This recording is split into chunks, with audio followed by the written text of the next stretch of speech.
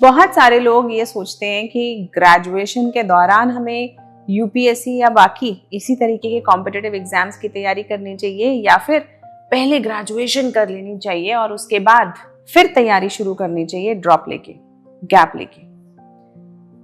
लेकिन सबसे पहली बात, यूपीएससी ने या और भी जो इस तरीके के रिक्रूटमेंट एग्जाम्स हैं गवर्नमेंट के लिए, उनका एलिजिबिलिटी क्राइटेरिया क्या है कि वहां पे ग्रेजुएशन खत्म होनी चाहिए, उसके तुरंत बाद आप एग्जाम दे सकते हैं। यानी कि गवर्नमेंट भी चाहती है, the government wants you to prepare for UPSC or all these recruitment exams along with your graduation, during your graduation. Because number one, जब हम स्कूल में होते हैं तो स्कूल के अंदर हम अच्छा भला बहुत बढ़िया से डिसिप्लिन से पढ़ रहे होते हैं, पढ़ने की आदत होती है। लेकिन फिर अचानक से कॉलेज जाते हैं और ज्यादातर कॉलेजों में बच्चे की पढ़ाई का स्तर बहुत अच्छा ना होकर बल्कि और मस्ती और इन सब तरफ उसका ध्यान चला जाता है और उसका जो मोमेंटम होता है पढ़ाई की तरफ वो कम हो जाता है। मस्ती करनी चाहिए लेकिन पढ़ाई भी उतनी ही करनी चाहिए। तो वो जो मोमेंटम जो एक बार 3 साल के लिए बिगड़ा, उसके बाद जब वो ग्रेजुएशन के बाद सोचता है अब करियर में क्या करूं और तब प्रिपरेशन चालू करता है तो उसे पिकअप करने में ही काफी समय लग जाता है। क्या इससे अच्छा ये नहीं है कि वो जो हमारा यंग एज का, यूथ का गोल्डन समय है उसको हम ग्रेजुएशन के समय से ही यूटिलाइज करें। दूसरी बात, ग्रेजुएशन में हमारे पास बहुत समय होता है, तब अगर हम अपने किसी भी कॉम्पिटिटिव एग्जाम की तैयारी करते हैं हम अपने समय का बहुत अच्छे से सदुपयोग कर सकते हैं।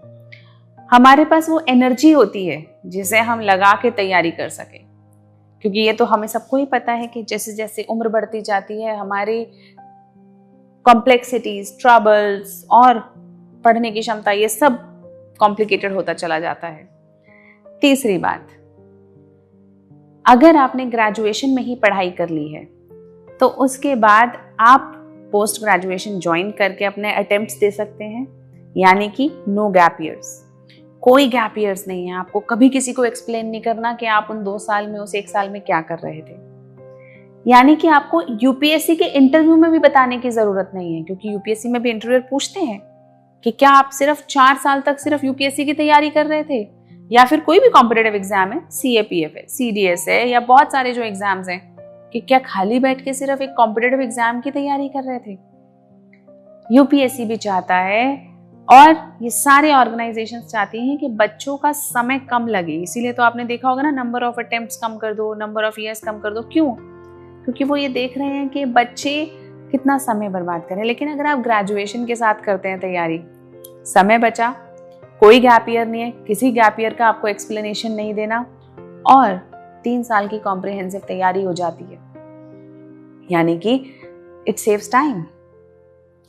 इसके अलावा अगर आपको कोई भी और चॉइस करनी है, सपोजिडली आपको 1, 2, 3 अटेम्प्ट के बाद लगता है कि नहीं शायद ये मेरे लिए उतनी अच्छी चॉइस नहीं है, तो आपके पास ये ऑप्शन है कि आप सही उम्र में सही समय से अपने करियर को स्विच कर सकते हैं। यानी कि we have to understand that the period of graduation is very important for अस।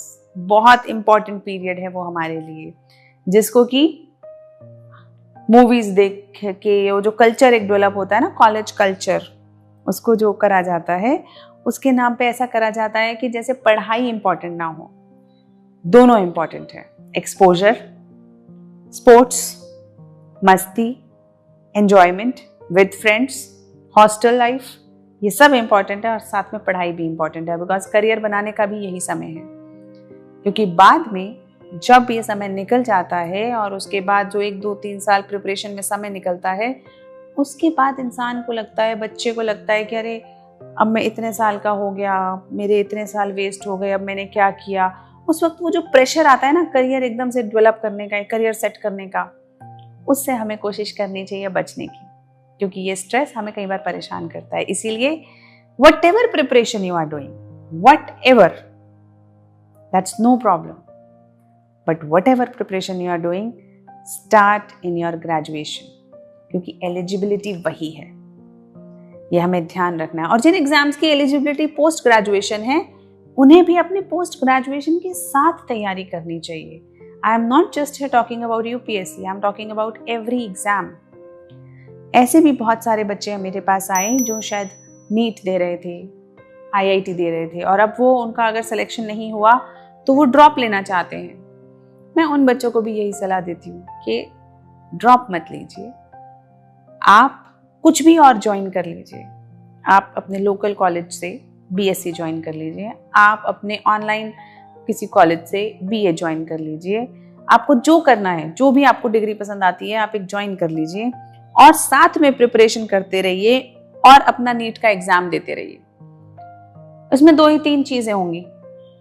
अगर आपका क्लियर हो गया, बहुत बढ़िया, 1 साल का जो आपने लिया है न्यू एजुकेशन पॉलिसी के हिसाब से आपको उतने का सर्टिफिकेशन मिल जाएगा, आपको डिप्लोमा मिल जाएगा, वो लीजिए और अपना नीट में ज्वाइन कर लीजिए, अपने कॉलेज को ज्वाइन कर लीजिए। और अगर नहीं भी सिलेक्शन हुआ तो एटलीस्ट आपके पास ये ऑप्शन है कि आप अपनी ग्रेजुएशन को सही समय से कंप्लीट कर लेंगे। We have to be wise in our decision making. So, for UPSC, if you want to prepare, just prepare during your graduation to save time without any explanation of gap years, और किसी को नहीं बताना चाहिए कि हम क्या कर रहे हैं। आपकी सक्सेस शोर मचानी चाहिए, आपको खुद बोलना पड़े वो क्या सक्सेस हुई। तो इसीलिए किसी को मत बताइए, जब आप सक्सेसफुल हो जाएंगे तो सबको पता चल जाएगा। So just prepare like that.